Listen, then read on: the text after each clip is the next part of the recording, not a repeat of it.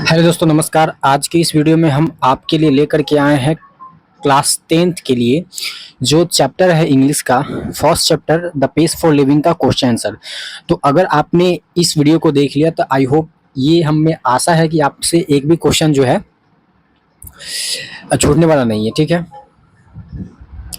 तो आपको ये वीडियो पूरा देखना है दोस्तों, और जब आप पूरा ये वीडियो देखिएगा तो आपको क्लास 10th के इंग्लिश का जो फर्स्ट चैप्टर है उसका पूरा क्वेश्चन आंसर आप इजीली समझ जाइएगा, और जब समझ जाइएगा तो आप खुद से भी लिख सकते हैं। और मैं आपको कोशिश करूंगा कि मैं इस चैप्टर को जो हूँ, मतलब ये इस चैप्टर का जो जितने भी क्वेश्चन आंसर है उन सारे क्वेश्चन आंसर को मैं फुल एक्सप्लेनेशन के साथ मैं आपको हिंदी में समझाने वाला हूँ। ठीक है, तो आप बने रहे हमारे चैनल के साथ। और हाँ, अगर हम आपने हमारे चैनल को सब्सक्राइब नहीं किया, सबसे पहले चैनल को सब्सक्राइब कीजिए दोस्तों। ठीक है, और हमारे इस वीडियो को लाइक भी कीजिएगा। ठीक है, तो सबसे पहले हम स्टार्ट करते हैं। फर्स्ट चैप्टर जो आपका है क्लास 10th के बुक का वो है द पेस फॉर लिविंग। ठीक है, क्या है? The pace for living. और इस द पेस फॉर लिविंग का आज हम करने वाले हैं क्वेश्चन आंसर। क्या करने वाले हैं? क्वेश्चन आंसर, और फुल एक्सप्लेनेशन के साथ करेंगे, हिंदी में करेंगे और आसानी से आपको समझाने वाले हैं। ठीक है, और तो बने रहे हमारे साथ। तो स्टार्ट करते हैं। चलिए, अगर आपके पास बुक होगा तो बुक भी ले सकते हैं। आप देख सकते हैं कि बुक में जो क्वेश्चन आंसर है उन सारे क्वेश्चन आंसर को आपको हम इस वीडियो में करवाने वाले हैं। ठीक है, तो चलिए सबसे पहले हम बढ़ते हैं नेक्स्ट क्वेश्चन। पहला क्वेश्चन लेते हैं।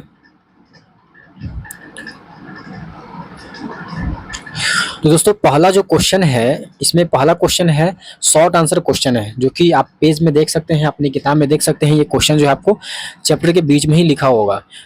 क्वेश्चन क्या है? Where did the writer watch the play, यानी कि जो राइटर है वो, ये जो प्ले है द पेस फॉर लिविंग एक नाटक था। ठीक है, इससे है। तो इस नाटक को जो है राइटर जो है वो कहाँ देखते हैं? Where did the writer watch the play, जो ये जो नाटक है वो ये नाटक राइटर कहाँ देखते हैं? तो यहाँ देखिए, the writer watch the play in Dublin. ये जो नाटक है वो कहाँ देखते हैं? डबलिन में देखते हैं दोस्तों। कहाँ देखते हैं? डबलिन में। और जो डबलिन है वो कैपिटल सिटी है किसका? आयरलैंड का, the capital city of Ireland. बस समझ में आ गया होगा। तो ये इस क्वेश्चन का आंसर आई होप समझ में आ गया होगा। तो क्वेश्चन क्या था? Where do the writer watch the play. तो आंसर क्या है? The writer watch the play in Dublin, that is which is the capital city of Ireland, जो कि क्या है? आयरलैंड का कैपिटल सिटी है। ठीक है, नेक्स्ट क्वेश्चन की तरफ बढ़ते हैं। नेक्स्ट क्वेश्चन में बोला जा रहा है who was the chief character in the play, यानी कि जो प्ले है, ये जो द पेस फॉर लिविंग है, द पेस फॉर जो लिविंग ये जो चैप्टर है, इस पेस फॉर लिविंग जो चैप्टर है, इस चैप्टर का कैरेक्टर, चीफ कैरेक्टर कौन है? तो आपको पता होगा कि इस जो चैप्टर था ना, ये chapter the pace for living, इसके चीफ कैरेक्टर कौन है? तो एक एल्डरली कॉर्न मर्चेंट है। ठीक है, कौन है? The chief character in the play was an elderly corn merchant, जो कि एक मक्का व्यापारी है। एल्डरली कॉर्न मर्चेंट का मतलब वही बूढ़ा उम्रदराज मक्का व्यापारी, जो कि कहाँ रहते हैं? Who lived in small Irish country town, जो कि एक स्मॉल इरिश कंट्री टाउन में रहते हैं। ठीक है, तो आई होप ये दो क्वेश्चन, दोनों क्वेश्चन जो है आप समझ गए होंगे। ये दोनों क्वेश्चन बुक के बीच वाले पेज से ही लिया गया है। ठीक है, अब हम अगले क्वेश्चन की तरफ बढ़ सकते हैं। नेक्स्ट क्वेश्चन बोला जा रहा है does the writer dislike rapid movement in every field. जो ये जो राइटर है ये हर एक फील्ड में क्या, हर एक फील्ड में जो है वो रैपिड मूवमेंट को, जो तेज गति होता है उसको पसंद नहीं करते हैं क्या? तो ऐसी बात नहीं है दोस्तों। राइटर खुद जो है, आंसर में देख सकते हैं नो। आंसर क्या हुआ? नो।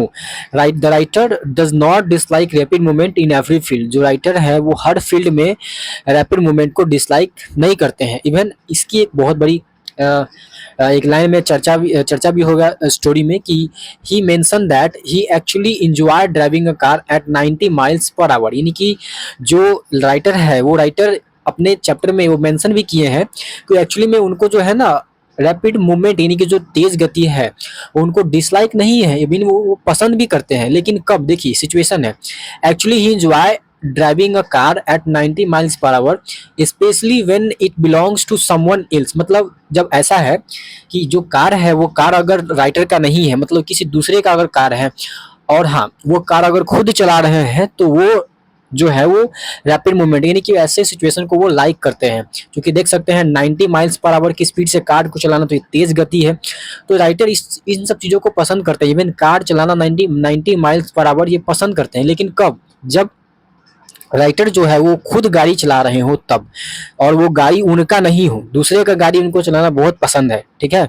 इस प्रकार से इसका आंसर क्या हो जाएगा, when it belongs to someone else, मतलब वो जो कार है वो कार किसी दूसरे का है, तो वो राइटर जो है उसको 90 माइल्स पर आवर की स्पीड से वो चलाना पसंद करते हैं। तो दैट मीन्स राइटर को तो रैपिड मूवमेंट पसंद है, तो इसलिए यहाँ पर आंसर क्या हो गया था, no, the writer does not like the rapid movement, even he mentioned that actually enjoy driving a car at 90 miles per hour especially when it belongs to someone else। I hope ये भी question आपको समझ में आ गया होगा। चलिए हम next question की तरफ बढ़ सकते हैं। नेक्स्ट क्वेश्चन में क्या बोला जा रहा है, in which situation does the writer find himself in the cinema. जो राइटर थे, ये राइटर अपने आप को किस सिचुएशन में पाए सिनेमा में, सिनेमा जब देखने गए तो उसमें राइटर जो है, वहां पे राइटर जो है वो अपने आप को किस सिचुएशन में पाए। तो देखिए आंसर क्या है, आंसर है इन द सिनेमा। जो सिनेमा में क्या हुआ, इन the cinema the writer finds himself in a hopeless thick mist. जो राइटर है वो अपने आप को किस सिचुएशन में पाए, तो वो अपने आप को पाए होपलेस थिक मिस्ट, मतलब अपने आप को एक भ्रम में पाए, ठीक है। कैसे पाए, एक भ्रम में पाए। इस होपलेस थिक मिस्ट का मतलब क्या होता है, this means he feels confused, वो कंफ्यूज हो गए थे। और कंफ्यूज किस लिए होते थे, that can not easily understand और follow the plot and the character of the movie. जब वो सिनेमा हॉल में गए तो उसमें क्या कैरेक्टर है, कौन हीरो है, कौन हीरोइन है, इस प्रकार की चीज़ों को वो जज ही नहीं कर पा रहे थे, मतलब उनको समझ में नहीं आ रहा था। तो इस तरह से वो कंफ्यूज हो गए थे दोस्तों, समझ में आ गया होगा। तो ये जो होपलेस थिक मिस्ट है, इसका मतलब क्या है कि वो अपने आप को कंफ्यूजन में पाए, मतलब अपने आप को वो जज ही नहीं कर पा रहे हैं कि वो जो है राइट, वो जो सिनेमा में जो जो भी चल रहा है वो क्या चल रहा है, अपने आप को भ्रम में पाते हैं। तो इस प्रकार से ये इसका आंसर रहा। आई होप ये भी क्वेश्चन समझ में आ गया होगा। अब हम अगले क्वेश्चन की तरफ बढ़ सकते हैं। नेक्स्ट क्वेश्चन बोला जा रहा है, ये शॉर्ट आंसर क्वेश्चन ही है, how does the writer classify himself, how does the writer classify himself as a thinker. जो राइटर है वो अपने आप को किस तरह के थिंकर के रूप में अपने आप को क्लासिफाई करते हैं, बताते हैं, ठीक है। तो जो दोस्तों देखिए आंसर क्या है दोस्तों, जो राइटर है वो अपने आप को क्लासिफाई करते हैं एज अ स्लो थिंकर। किस बेस पे क्लासिफाई करते हैं अपने आप को, बताते हैं स्लो थिंकर। तो आंसर क्या है, the writer classify himself as a slow thinker, और even he says he belongs to the tribe of people who are likely to get the lowest marks in intelligence test. मतलब अपने आप को वो slow thinker के रूप में बताते हैं, और वो कहते हैं कि वो ऐसे ट्राइब से, एक ऐसे कम्युनिटी से, वो एक ऐसे समुदाय से आते हैं जहाँ के लोगों का अगर इंटेलिजेंस टेस्ट लिया जाएगा ना, who are likely to get the lowest marks in any intelligence test, मतलब अगर वहाँ के लोगों का अगर इंटेलिजेंस टेस्ट लिया जाएगा, किसी भी फील्ड में अगर इंटेलिजेंस टेस्ट लिया जाएगा तो उनको सबसे कम मार्क्स मिलने वाला है, लोएस्ट मार्क्स जो है वो इन्हीं लोगों को मिलने वाला है। आई होप समझ में आ गया होगा। तो इस प्रकार की चीज़ें जो राइटर बताना चाह रहे हैं कि अपने आप को स्लो थिंकर से कंपेयर करते हैं। वो कहते हैं कि अगर कोई भी इंटेलिजेंस टेस्ट लेगा, मानसिक क्षमता का अगर परीक्षण करेगा, टेस्ट लेगा, तो उनको सबसे कम मार्क्स मिलने वाला है। आई होप ये क्वेश्चन भी आपको समझ में आ गया होगा। तो ये इसका आंसर रहा। नेक्स्ट क्वेश्चन की तरफ बढ़ते हैं। तो यहाँ से आपका जो है वो लॉन्ग क्वेश्चन आंसर स्टार्ट हो जाता है। तो आप अपने बुक के जो लास्ट पेज होगा ना, मतलब जब जहाँ से स्टार्ट क्वेश्चन, मतलब बुक का जो स्टोरी है वो खत्म होता है, उसके बाद जो है वो आप देखिएगा तो पेज के पीछे जो है वो आपको लॉन्ग आंसर क्वेश्चन लिखा रहता है, क्वेश्चन दिया रहता है। तो उसका आंसर मैं बताने जा रहा हूँ, ठीक है। तो इसमें पहला क्वेश्चन आपको मेंशन होगा कि right a few lines about the elderly corn merchant, यानी कि जो एल्डरली कॉर्न मर्चेंट है, जो उम्रदराज जो मक्का व्यापारी है, एल्डरली कॉर्न मर्चेंट मतलब उम्रदराज जो मक्का व्यापारी है, जो बूढ़ा था, वो उनके बारे में आपको फ्यू लाइंस, कुछ लाइंस बताने हैं। तो आप खुद से ही बता सकते हैं, आपको अगर समझ में आ रहा है तो, नहीं तो मैं जैसा लिख रहा हूँ, जैसा समझा रहा हूँ, आप खुद ऐसे ही लिख सकते हैं या समझ सकते हैं, ठीक है। तो मैंने लिखा है the corn merchant was a man of many anxiety. जो कॉर्न मर्चेंट थे वो बहुत ज्यादा एनेक्साइटी से वो गुजर रहे थे, बहुत सारी उनकी चिंताएं थी, और तो और वो वीक हार्ट के थे, मतलब वो कमजोर दिल वाले आदमी थे। और ही फेस्ड, वो बहुत सारी प्रॉब्लम्स को फेस करते थे। वो फेस प्रॉब्लम्स में क्या क्या था, तो पहला था his nephews was cheating on him, उसका जो भतीजा था उसे चीट करता था। चीट कर रहा था। And his wife had expensive habit of spending 10 pounds on every holiday. पहली चीज क्या थी? पहली चीज ये कि था कि उसका जो नेफ्यू था उसको चीट कर रहा था। दूसरा चीज क्या था कि उसका जो वाइफ था, वो उसका वाइफ जो है वो हर एक हॉलीडे पे 10-10 पाउंड मतलब 10-10 डॉलर जो है वो खर्च कर रहा था। उसके बाद क्या है, he felt that the face fast pace of modern life was becoming too much for him to handle. और तीसरी उसकी प्रॉब्लम क्या थी? तीसरी प्रॉब्लम ये थी कि उसका जो मतलब इस प्रकार से उसको फील हो रहा था कि जो आज का जो मॉडर्न लाइफ है वो बहुत ज़्यादा तेज गति से चल रहा है, जिसके कारण जो है वो अपने आप को हैंडल नहीं कर पा रहा था। तो इस प्रकार से उसके लिए तीन बड़ी प्रॉब्लम था। पहला प्रॉब्लम समझ गए होंगे कि पहला प्रॉब्लम उसका ये था कि उसका जो नेफ्यू था, उसका जो भतीजा था, वो उसे चीट कर रहा था। दूसरा था प्रॉब्लम कि उसका जो वाइफ था, उसका वाइफ जो है वो हर हॉलीडे पे 10-10 डॉलर जो है वो खर्च करता था। तो आप समझ रहे होंगे कि किस किस प्रॉब्लम से वो गुजर रहा है। तीसरी चीज ये थी कि वो जो है वो अपने आप को इस सिचुएशन से अपने आप में पा रहा था कि वो ऐसा उसको फील हो रहा था कि आज का जो मॉडर्न लाइफ है, modern life was becoming too much for him to handle. मतलब इतना ज़्यादा तेज हो गया है कि वो अपनी लाइफ को हैंडल ही नहीं कर पा रहा है। तो इस प्रकार से इसका आंसर रहा। तो आई होप ये भी समझ में आ गया होगा। अब नेक्स्ट क्वेश्चन की तरफ बढ़ते हैं। ये लॉन्ग का फर्स्ट क्वेश्चन था, ठीक है। लॉन्ग क्वेश्चन आंसर का ये फर्स्ट क्वेश्चन था। नेक्स्ट क्वेश्चन है इसका सेकंड क्वेश्चन है। एक स्टेटमेंट दिया हुआ है, उस स्टेटमेंट के रिगार्डिंग कुछ क्वेश्चन है। तो स्टेटमेंट क्या है? They tell me there is an aeroplane now that goes at 1000 miles an hour. Now that's too fast. What light does the remark of the corn merchant throw on the fast life today? मतलब ये एक statement दिया गया है। इसमें क्या बताया गया है आपको? क्या इसमें बोला गया है कि देखिए, इस स्टोरी को जब आप पढ़े होंगे तो पता होगा कि उसमें एक राइटर है जो कि बोलते हैं कि एक एरोप्लेन है जो एक 1000 miles per hour की स्पीड से जा रहा है, जो कि बहुत ज़्यादा फास्ट है, ठीक है। What light does the remark of the corn merchant throw on the fast life today? और इनसे जो है वो अपने आप को क्या बताना चाहते हैं? वो इस स्टेटमेंट के जरिए जो है राइटर क्या बताना चाहते हैं? देखिए, इस स्टेटमेंट के जरिए जो है वो राइटर क्या बताना चाहते हैं कि हिज स्टेटमेंट, ये जो स्टेटमेंट है ये क्या बताता है? His statement signifies how science and technology have made modern life। मतलब आज का जो किस प्रकार से जो है साइंस और टेक्नोलॉजी जो है वो आज का जो जीवन है वो बहुत ज़्यादा फास्ट बना दिया है, ठीक है।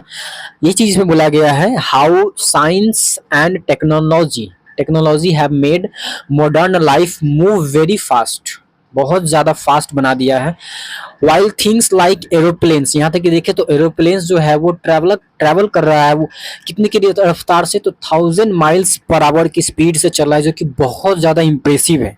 Which are very impressive and they create a sense of pressure, ठीक है। They create a sense of pressure and tremendous change that can make a person feel left behind और डिस्परेट। और ये जो है बहुत बड़ा बदलाव ला रहा है, जिससे जो लाइफ जो है वो लाइफ बदल रहा है, ठीक है। और मतलब जो लोग हैं, जो पर्सन है, वो अपने आप को पीछा महसूस कर रहे हैं, अपने आप को निराश महसूस कर रहे हैं, डिस्परेट महसूस कर रहे हैं, मतलब निराश महसूस कर रहे हैं, डिस्परेट महसूस कर रहे हैं। ये समझ में आ गया होगा। तो ये स्टेटमेंट के जरिए यही बताना चाह रहे हैं, ठीक है। अब हम बढ़ते हैं अगले क्वेश्चन की तरफ। नेक्स्ट क्वेश्चन में क्या बोला जा रहा है? What sort of excitement do we have today which our ancestors lacked? Is it an advantage or disadvantage? मतलब इसमें जो है किस प्रकार की चीज़ें जो रहा है आज के ज़माने में, जो कि हमें एक्साइटमेंट दिया है, और जो कि हमारे एंसेस्टर्स उस चीज़ को नहीं मतलब देख पाए हैं या नहीं समझ पाए, या उनके ज़माने में वो चीज़ें नहीं थी, ठीक है। इसका क्या एडवांटेज है और क्या इसका डिसएडवांटेज है वो बताना है। देखिए, आज के ज़माने में today we have high speed travel and global communication. आज के ज़माने में हमारे पास क्या है? हाई स्पीड ट्रैवल है। हम आज जो है अगर यहाँ चढ़ते हैं तो कल जो है तुरंत जो है मुंबई और दिल्ली पहुँच जाते हैं, कि नहीं? तो हाई स्पीड ट्रैवल है, बहुत बहुत ज़्यादा स्पीड हो गया है ट्रैवलिंग, ठीक है। मतलब परिवहन जो है वो काफ़ी ज़्यादा तेज़ हो चुका है। ग्लोबल कम्युनिकेशन, ये भी बहुत ज़्यादा हाई स्पीड हो गया है। हम आज ही घर बैठे ही हम लोग अमेरिका, लंदन, रूस, अलग अलग देशों में बातें कर सकते हैं। तो इस प्रकार से चीज़ें बदली है, ठीक है।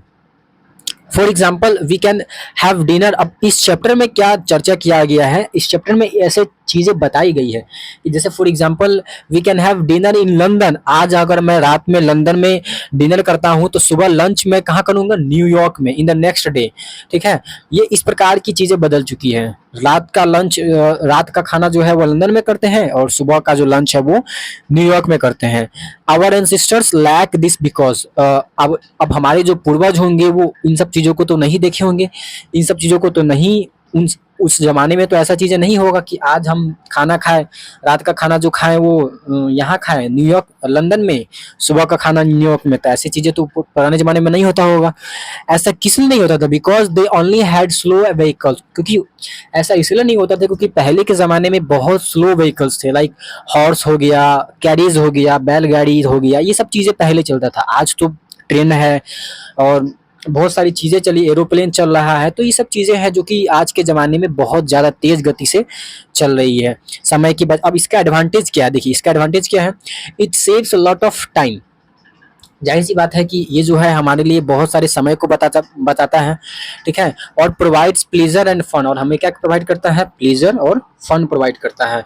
ठीक है, और इसकी डिसएडवांटेज क्या है? It can be unfriendly to mental peace. और इसका सबसे बड़ा डिसएडवांटेज क्या है? इसका सबसे बड़ा डिसएडवांटेज सबसे बड़ी खामियां ये है कि ये अनफ्रेंडली है, अनदोस्ताना है, जो कि हमारे लिए एक मेंटल पीस मतलब जो शांति है वो शांति हमें प्रदान नहीं करने वाला है। इट पुट्स प्रेशर, ये हमारे ऊपर प्रेशर पुट करता है, प्रेशर क्रिएट करता है, दबाव क्रिएट करता है हमारे ब्रेन पे। और ऐसा इसलिए होता है because we try to follow the speed of machine. क्योंकि हम जो है वो अनफ्रेंडली हो चुके हैं, हम मशीन्स को फॉलो कर रहे हैं। Which can lead to stress, जो कि हमें क्या करता है? स्ट्रेस को लीड करता है, तनाव क्रिएट करता है। ठीक है, तो इस प्रकार से चीज़ें हैं। तो आई होप ये क्वेश्चन आपको समझ में आ गया होगा। और इसका क्वेश्चन आंसर भी साथ साथ आप नोट भी कर सकते हैं, हम कहेंगे नहीं फिर भी आप इसको नोट कर लीजिएगा। और हाँ, एक चीज़ और, इसका जो पीडीएफ है पीडीएफ पे मिल जाएगा। अगर आपको पीडीएफ चाहिए तो नीचे आपको एक डिस्क्रिप्शन में एक नंबर मिलेगा, उस नंबर पे आपको व्हाट्सएप ग्रुप मिल जाएगा, उसमें आप ज्वाइन कीजिएगा, वहां से आपको पीडीएफ मिल जाएगा मैसेज करने के बाद। ठीक है, नेक्स्ट क्वेश्चन की तरफ बढ़ते हैं। नेक्स्ट क्वेश्चन है who are taken to be slow thinkers, how are they handicapped today. Next question क्या है कि किसको जो है वो स्लो थिंकर्स बोला गया है और कैसे किस तरह से वो जो है हैंडीकैप्ड हो रहे हैं आज के ज़माने में। ठीक है, how are they handicapped today. तो देखिए, slow thinkers are people who have slow mind and lack presence of mind. मतलब स्लो थिंकर्स हम किसको बोलेंगे? स्लो थिंकर्स उसको बोलेंगे जिसके पास जो है वो स्लो माइंड है, मतलब वो धीमे धीमे सोचता है।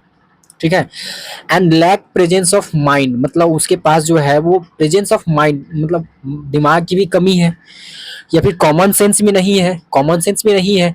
और तो और वो जल्दी से रिएक्ट नहीं करता है, क्विकली सिचुएशन के अकॉर्डिंग जो है वो जल्दी से रिएक्ट नहीं करता है, प्रतिक्रिया नहीं देता है, जवाब जल्दी से नहीं देता है।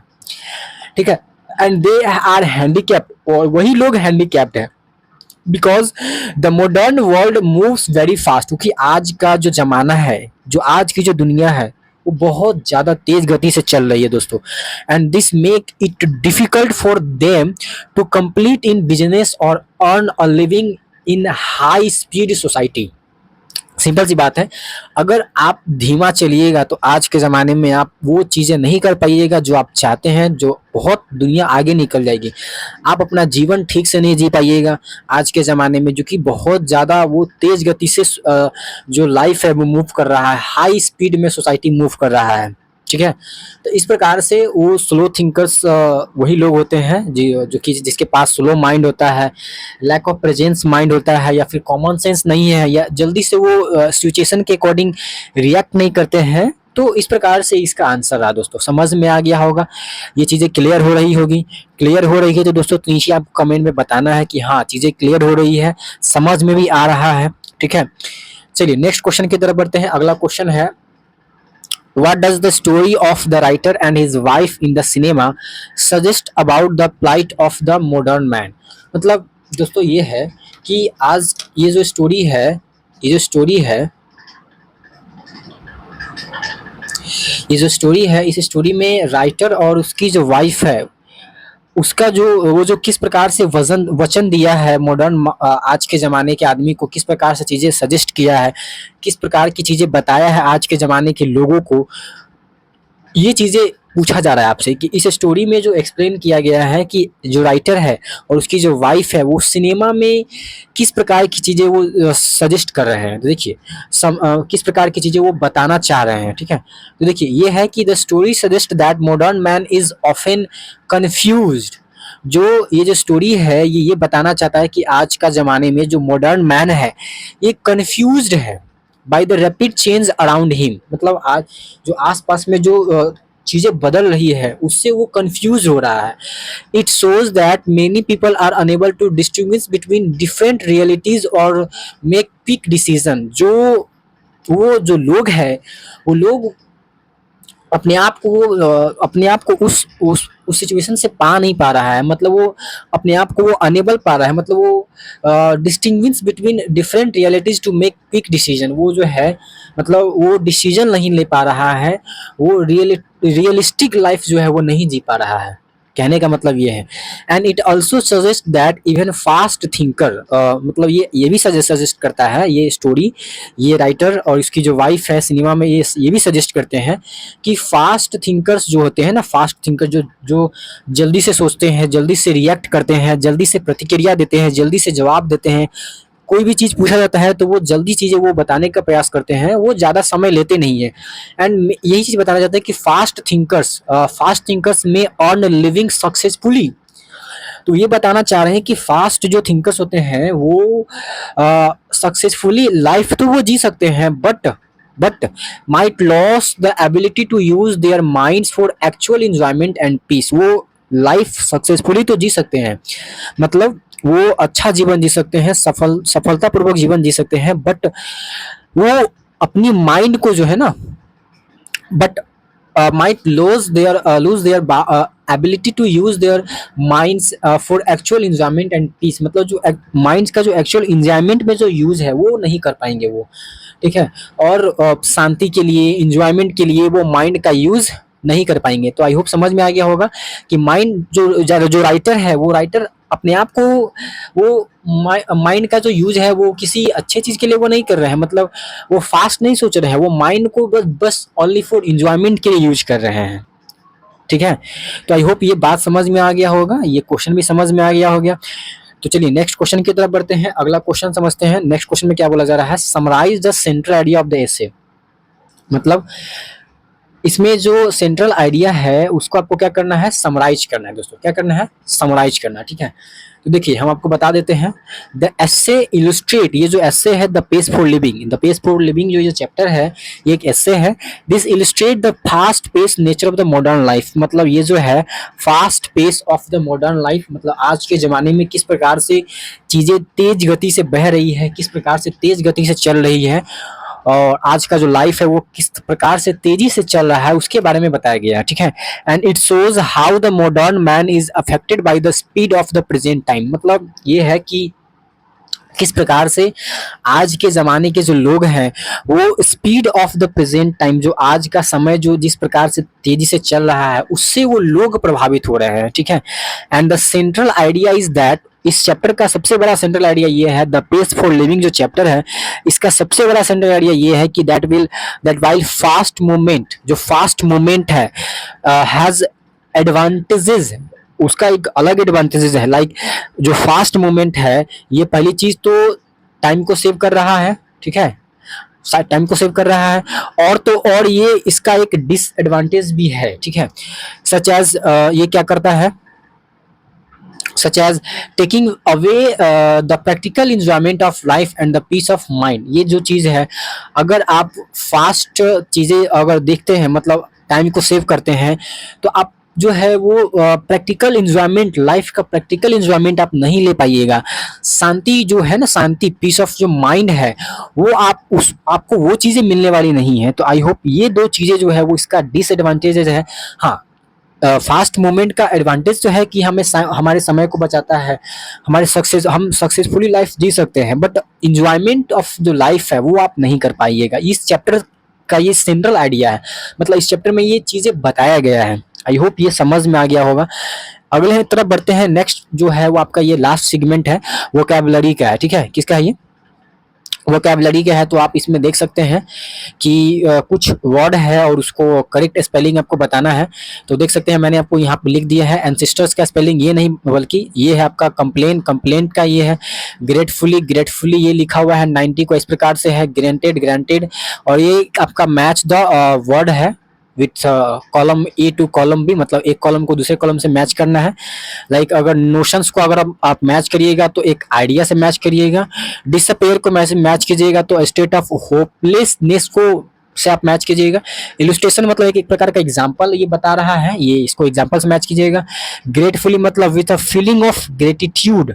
एंड ट्राइब का मतलब a group of people with the same race, मतलब ट्राइब मतलब एक ऐसे लोग जो कि एक ही रेस में बह रहे हैं, एक ही रेस में वो चल रहे हैं, ठीक है।